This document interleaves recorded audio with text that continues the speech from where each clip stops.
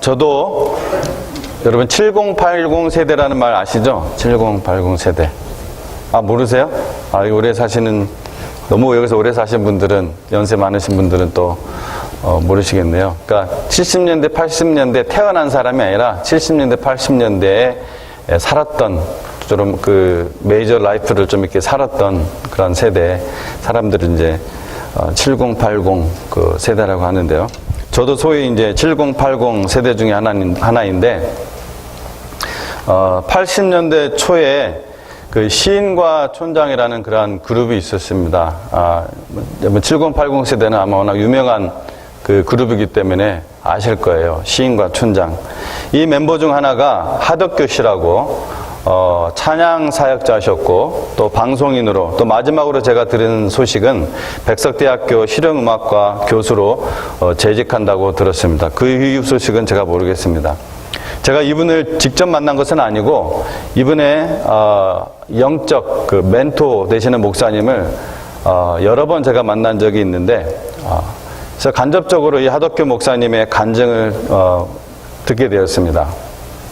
이 그룹의 이름이 시인과 촌장인데, 이분의 말에 의하면은 시인은 이상적인 삶을, 그리고 촌장은 지금의 현실적인 삶을 가리키는 말이라고 합니다.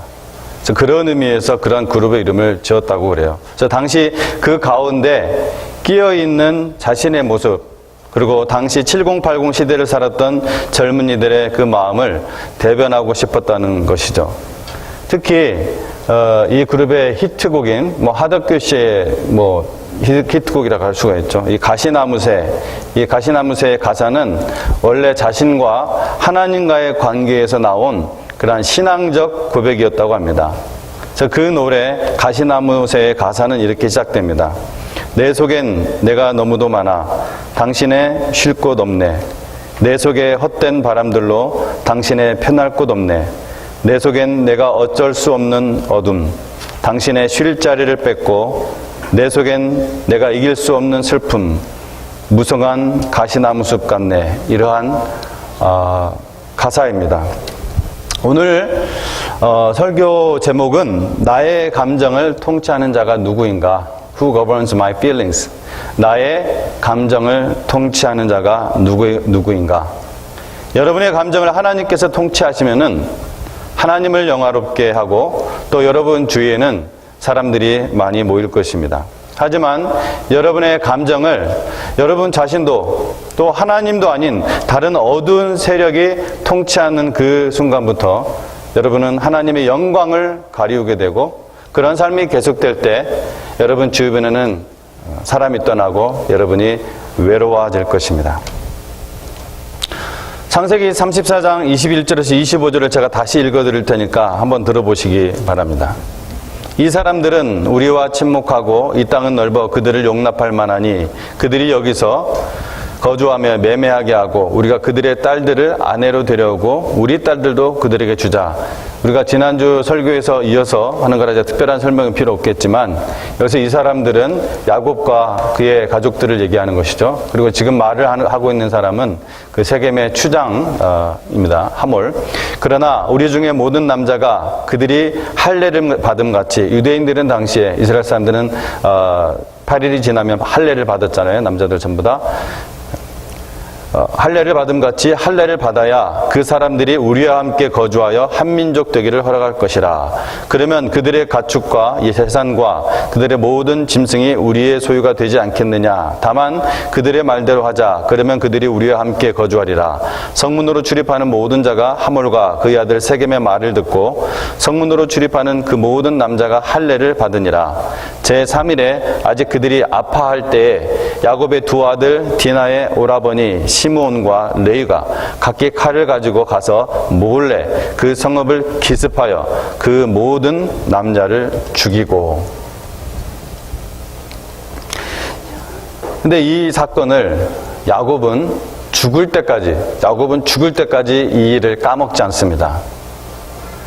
이 일로 야곱은 자신이 죽기 직전에 시므온과 레위에 대한 그러한 유언을 이 유언을 하게 되는데 이렇게 남깁니다. 창세기 49장 5절이 7절인데 제가 읽어드릴 테니까 들어보십시오. 시므온과 레위는 형제여 그들의 칼은 폭력의 도구로다. 내 호나 그들의 모유에 상관하지 말지어다. 내 영광아 그들의 집회에 참여하지 말지어다. 그들이 그들의 분노대로 사람을 죽이고 그들의 혈기대로 소의 발목 힘줄을 끊었음이로다. 그 노여움이 혹독하니 저주를 받을 것이요 분기가 맹렬하니 저주를 받을 것이라. 내가 그들을 야곱 중에서 나누며 이스라엘 중에서 흩으리로다. 이렇게 야곱이 자신이 죽기 직전 유언을 남길 때 예언의 메시지를 예언의 축복을 합니다. 자식들에게 예언의 축복을 하는데 시므온과 레위에 대해서는 이러한 유언을 남기게 되죠. 야곱에게 이 일이 얼마나 충격적이고 마음 아팠던 일이었는지를 여실히 보여주는 대목이겠죠. 시므온 집안이 이 예언대로 실제로 나중에 가나안 땅을 분배받을 때 제대로 분배받지 못하고 유다 땅에 그냥 애매하게 이렇게 붙어 있다가 다른 지파로 막 여기저기 흩어져서 살게 됩니다. 그리고 더 처참한 것은 신명기 33장에서 모세가 죽기 직전에 12지파에 대해 또 유언을 하는데 이때 시므온 지파는 여러분 잘 보시면은 아예 빠져 있습니다. 자, 이 레위도 마찬가지로 땅을 따로 분배받았습니까? 못 받았습니까? 레위도 역시 땅을 따로 분배받지 못했어요. 근데 그 이유가 달라요.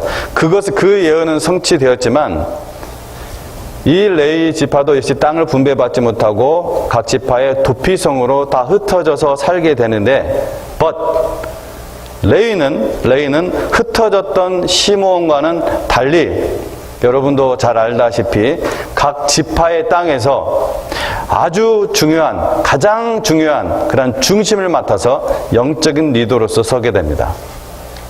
왜 그럴까요? 왜? 하나님이 차별하신 걸까요? 이거는 출애굽기 32장 금송아지 사건 때 레위는 이때 하나님의 편에 섰기 때문입니다. 다들 어쩔 줄 모르고 있었을 때 레위가 분연히 일어나서 하나님의 편에 섰습니다. 출애굽기 찾기 쉬울 테니까 한번 출애굽기 32장 창세기 펴신 바로 다음이니까 빨리 펴신 분들은 펴보시면 되겠습니다. 32장 25절에서 29절 말씀을 제가 읽도록 하겠습니다. 출애굽기 32장 25절에서 29절을 제가 읽겠습니다. 모세가 본즉 백성이 방자하니 이는 아론이 그들을 방자하게 하여 원수에게 조롱거리가 되게 하였음이라. 이때 이게 이제 금송아지 사건이에요. 모세가 십계명을 받으러 올라갔을 때 40일 동안 내려오지 않으니까 이들이 거기서 금송아지를 만들고 거기서 춤추고 난잡한 짓을 하고 술을 먹고 그것이 금송아지를 만들고 그것이 너희를 지금까지 인도했던 하나님이다 했던 그 사건의 얘기예요. 26절 이에 모세가 진문에 서서 이르되 누구든지 여호와의 편에 있는 자는 내게로 나오라 하매 레위 자손이 다 모여 그에게 가는지라. 모세가 그들에게 이르되 누가 글로 갔다고요? 레위 자손이 다 모여 그에게로 가는지라. 다른 지파는 안 왔어요. 그대로 그들이 고집을 부리며 있었습니다. 모세가 그들에게 이르되, 즉 레위인들에게 이르되 이스라엘 하나님 여호와께서 이렇게 말씀하시기를 너희는 각각 허리에 칼을 차고 진 이문에서 저 문까지 왕래하며 각 사람이 그 형제를, 각 사람이 자기의 친구를, 각 사람이 자기의 이웃을 죽이라 하셨느니라. 레위 자손이 모세의 말대로 행하며 이날의 백성 중에 3,000명가량이 죽임을 당하니라. 모세가 이르되 각 사람이 자기의 아들과 자기의 형제를 쳤으니 오늘 여호와께 헌신하게 되었느니라. 그가 오늘 너희에게 복을 내리시리라. 여기서 레위 지파의 운명이 바뀌게 됩니다. 자, 3,000명이 죽었어요. 3,000명. 엄청난, 저희 그 사이즈 한 30배, 3,000명. 아마 여러분은 질릴지도 모르겠습니다. 어떻게 3,000명을 그렇게 죽일 수가 있을까? 그것도 하나님께서 직접 벌을 내린 것도 아니고 같은 형제인 레위가 그의 친구, 그의 형제 다 칼로 이쪽부터 저쪽까지 다 찔러서 죽이게 한 거예요. 이것은 사실은 32장 9절 10절 말씀을 우리가 알고 있으면 이해되는 말씀이에요. 9절 10절에 이런 말이 있습니다. 여호와께서 또 모세에게 이르시되 내가 이 백성을 보니 목이 뻣뻣한 백성이로다. 그런즉 내가 하는 대로 두라. 내가 그들에게 진노하여 그들을 진멸하고 너를 큰 나라가 되게 하리라. 진멸이라는 것은 완전히 다 죽여버리는 걸 의미하거든요. 즉 이때 하나님께서 당시에 최소 200만 명이거든요. 장정만 60만 명이었으니까. 그 200만 가까운 사람을 다 죽여버리겠다는 거예요. 누구만 빼놓고? 모세 너만 빼놓고. 근데 모세가 이때 중재기도를 드리죠. 중재기도를 드립니다. 하나님께서 그 기도를 들으시고 자원자 나오게 해서 다 이렇게 3,000명을 죽이게 하십니다. 그래서 사실은 다 죽을 뻔했는데 3,000명만 죽은 거예요. 3,000명만. 하나님께서는 이렇게 믿음의 공동체를 혼란케 하는 행위에 대해서는 여러분 성경 곳곳에서 보지만 아주 단호합니다. 아주 단호해요. 신약교회에서 주신 명령도 동일합니다. 제가 5주 동안 성경 공부할 때도 본 말씀이 있는 것처럼 디모데후서 5장 20절 말씀처럼 공개적으로 수치를 주어서 많은 사람들에게 두렵게 하라고 명령을 하고 있습니다. 왜? 믿음의 공동체, 교회는 주님의 몸이기 때문에 한 개인의 죄가 아닌 주님의 몸을 훼손하는 언행은 하나님의 몸을 모독하는 행위이기 때문에 그렇습니다. 그게 교회예요. 이렇게 레위지파가 회개하고 하나님 앞에 절대적인 순종을 보이자 모세가 죽을 때 이때도 축복을 했지만 레위에 대한 예언이 저주에서 축복으로 바뀌게 됩니다. 7절에서 10절이 33장 7절에 10절이 그 축복이에요. 모세가 항상 장막을 취하여 진 밖에 쳐서 진과 멀리 떠나게 하고 회막이라 이름하니 여호와를 앙모하는 자는 다 진 바깥 회막으로 나가며 모세가 회막으로 나아갈 때는 쭉 생략하고요. 10절부터 모든 백성이 회막문에 구름 기둥이 서 있는 것을 보고 다 일어나 각기 장막문에 서서 예배하며 사람이 자기 친구와 얘기함 같이 여호와께서는 모세와 대면하여 말씀하시매 모세는 진으로 돌아오니 눈의 아들 젊은 수종자 여호와께서는 회막을 떠나지 아니하니라. 이때 우리는 이제 두 가지 교훈을 받게 되는데요. 감정적이고 순간적으로 저지르는 행동이 지금 딸 디나 사건을 얘기하는 것입니다. 나에게 뿐만 아니라 나에게 얽혀있는 많은 사람들에게 큰 영향을 줄 수 있다는 사실입니다. 또 하나는 참으로 우리가 볼 때는 악한 죄임에도 불구하고 우리가 생각할 때 도저히 용서할 수 없는 죄임에도 불구하고 그 개인의 죄는 회개하고 하나님의 뜻에 충성하며 나아올 때 그것을 하나님께서 용서하시고 그것을 깨끗이 씻으시고 축복하시고 사용하신다는 사실입니다. 이 두 가지 원리입니다. 두 가지 교훈이에요.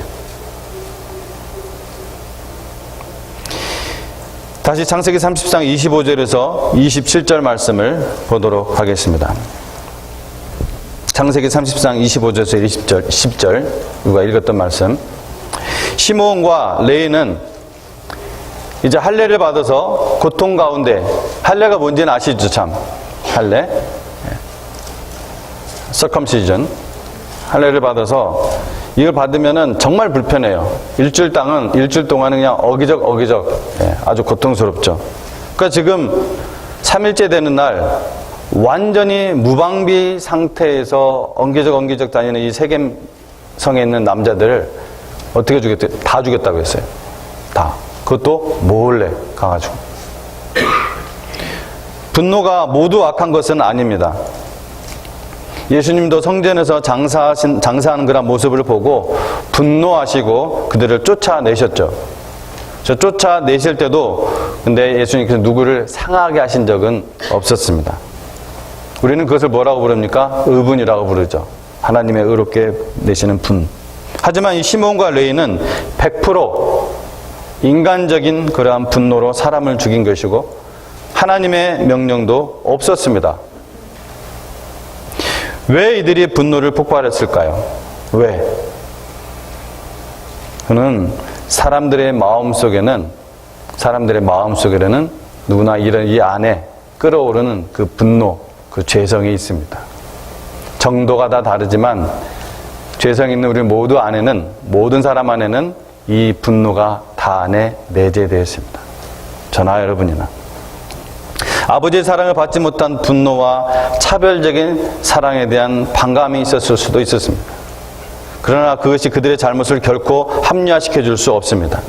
열등감, 분노, 쓴뿌리와 견고한 진들이 마음속에 자리 잡고 있을 때 그것이 분노가 되고 그 분노가 일어나고 조그만 일에도 분노가 폭발하게 되어 있는 것입니다. 그런데 이 분노는 모든 사람의 마음에 있는 그러한 죄성의 찌꺼기를 다른 것까지 다 끌어올립니다.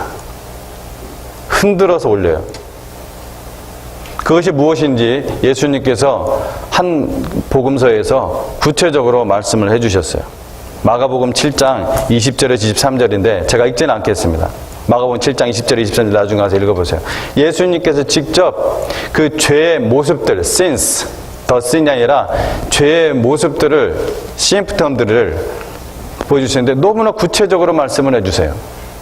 이런 것까지 예수님께서 굳이 복음서에 이렇게 말씀하실 필요가 있었을까 할 정도로 아주 구체적으로 어떻게 보면 시시콜콜하게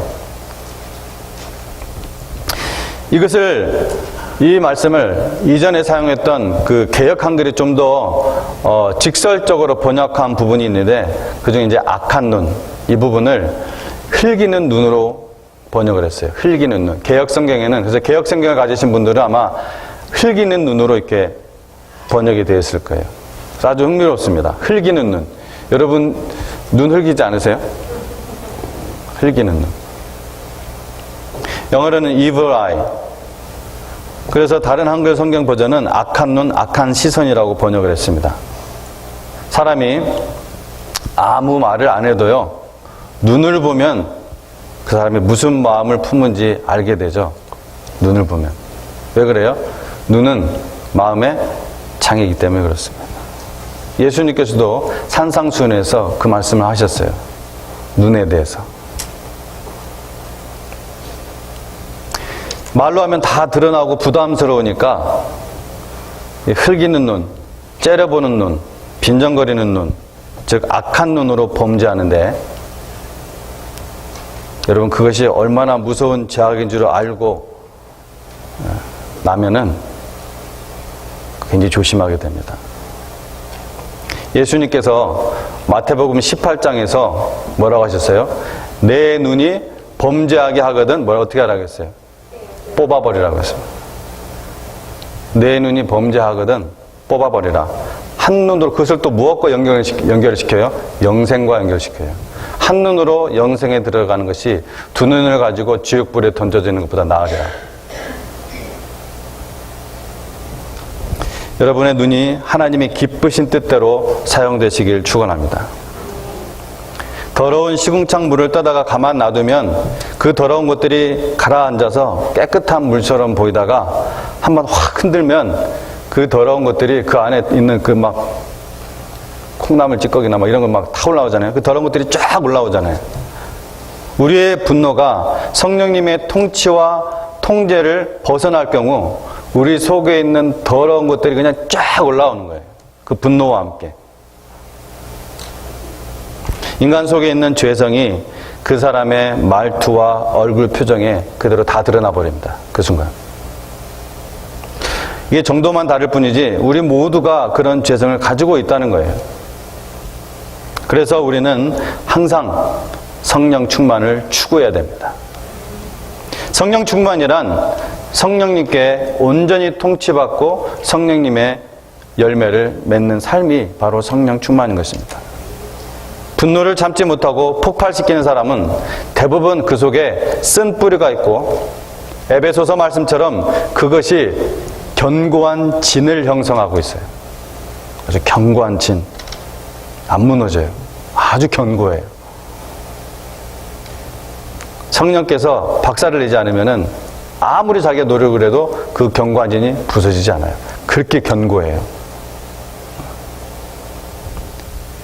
누구에게나 자극이 오면은 반응하게 되는데 이 반응하는 속도는 보통 3초에서 3분이라고 합니다.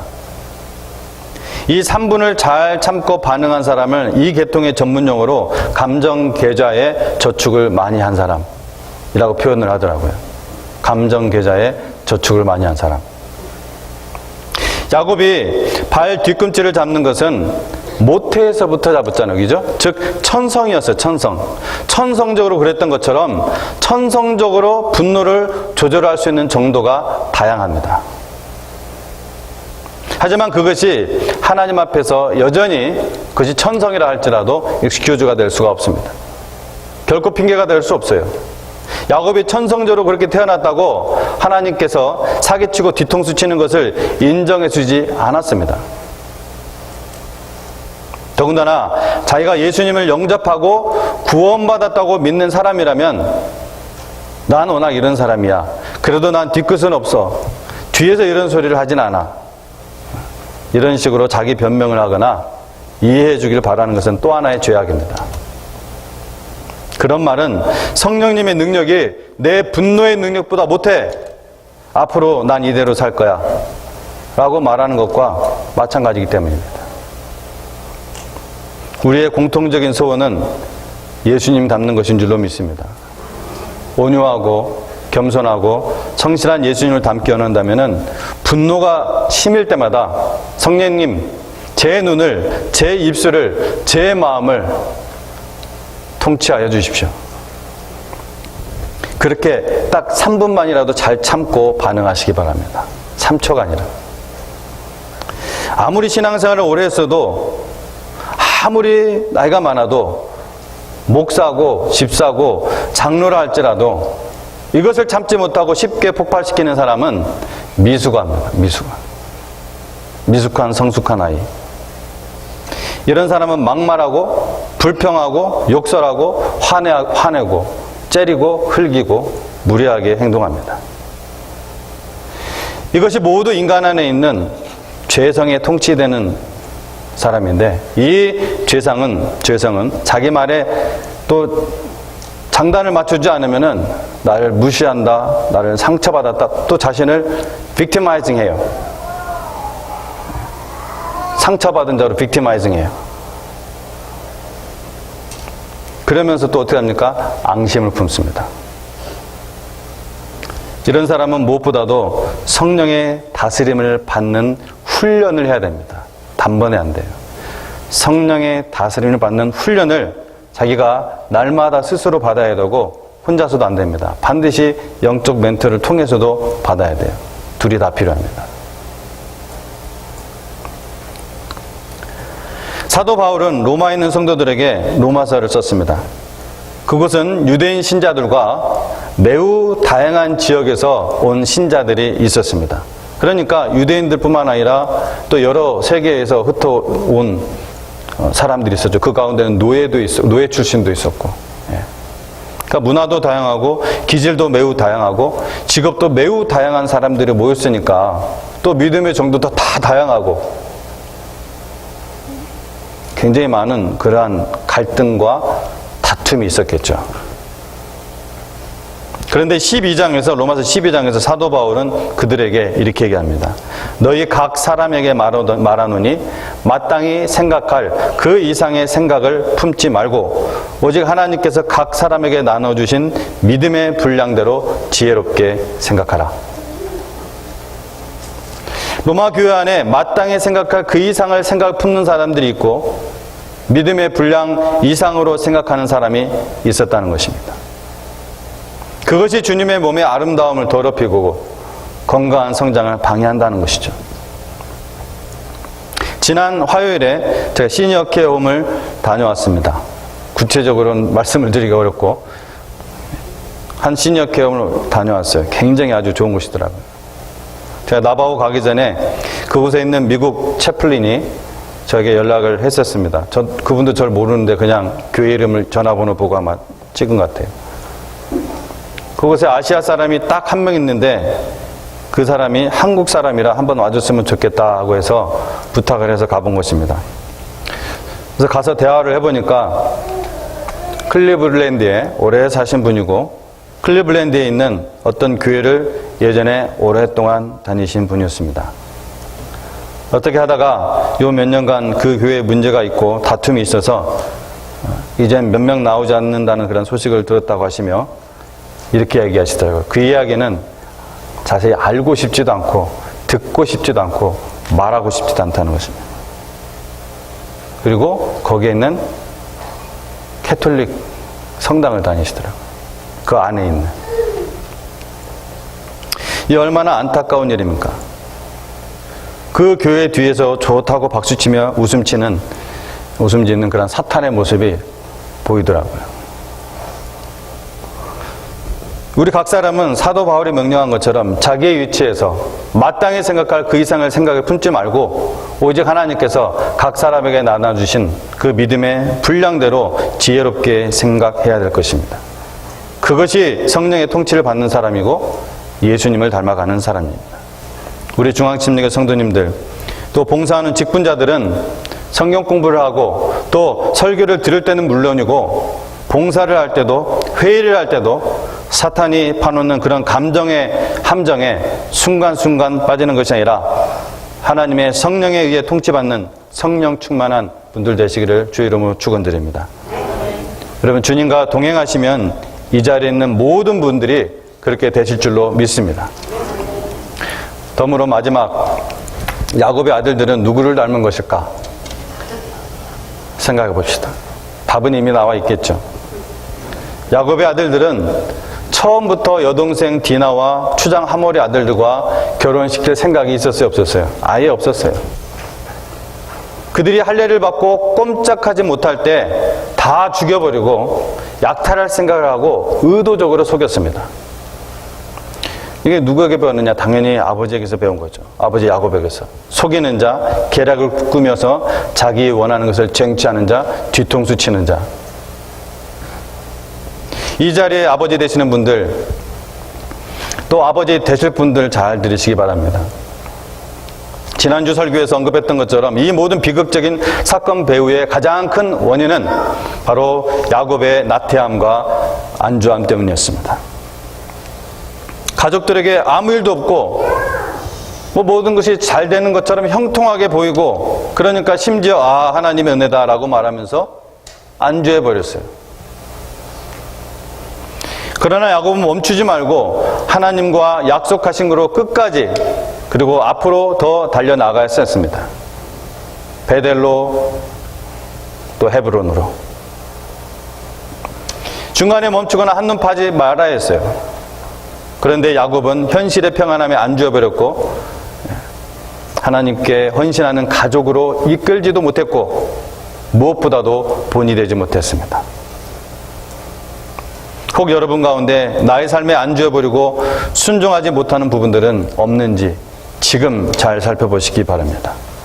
여러분의 육신의 자녀들에게, 또 영적인 자녀들에게 먼저 하나님의 의를 구하라, 먼저 하나님의 나라를 구하라, 이렇게 가르치고, 그래서 예배 중심의 삶을 살게 하고 영원한 것을 보는 법을, 그리고 천국을 소망하며 살 수 있는 법을 알려주고 본이 되어야 합니다. 세상은 그런 남자를 오히려 비웃을 수가 있습니다. 왜요? 이 세상은 그렇게 살아가서는 많은 희생들이 따르기 때문에 그렇습니다. 그러나 이 시대에 그런 거룩함을 열망하는 믿음의 아버지들이 각 가정에서 일어나야 합니다. 이제 제 첫째, 둘째 아들들이 지금 달라스에 있는데, 제가 교회를 개척해서 이렇게 세울 때 우리 애들이 가장 컸어요. 그러니까 이 아이들이 초등학교 때부터 쭉 제가 거기서 사역을 했으니까 그런 부분에서도 본이 되어야 됐었습니다. 전부 다 저를 바라보니까 제가 어떻게 하냐에 따라 이 성도들도 그들의 삶을, 그들의 자녀들을 어떻게 가르치는지 본이 되어야 됐으니까. 그래서 저는 오히려 그것이 은혜가 되었습니다. 그런 모든 부분에서 예배의 삶, 아이들을 제자훈련시키는 거, 수요일 때 뭔 일이 있어도 수요 예배도 나오게 하는 거, 부득이한 경우는 어쩔 수가 없지만 모든 예배, 토요일날 나와서 새벽 예배 끝나고 교회 청소하는 거, 지금 우리 교회도 지금 하고 있죠?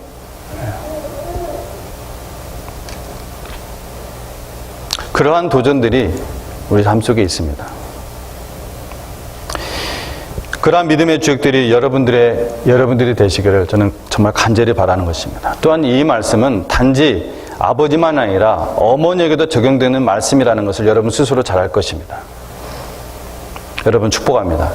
한 주간 또 말씀과 기도로 오늘 들은 말씀을 기억하면서 여러분 안에 있는 분노가 여러분을 통치하는 것이 아니라 그 어두운 세력이 여러분의 마음을 통치하는 것이 아니라 여러분의 감정을 통치하는 것이 아니라 순간순간 성령님께서 나를 통치해달라고 통제해달라고 적어도 3분 동안 하나님 앞에서 여러분 기도하시고 참으시고 또한 여러분이 여러분의 자식들에게 하나님의 나라를 볼 줄 아는 믿음의 눈을 가르치시고 먼저 하나님의 나라, 먼저 하나님의 의를 구하도록 가르치시고 그것이 바로 여러분과 여러분의 자식이 하나님 나라에서 함께 만날 때 정말 서로 영광의 박수를 쳐주며 환영하는 그러한 귀한 그러한 잔치가 될 줄로 믿습니다.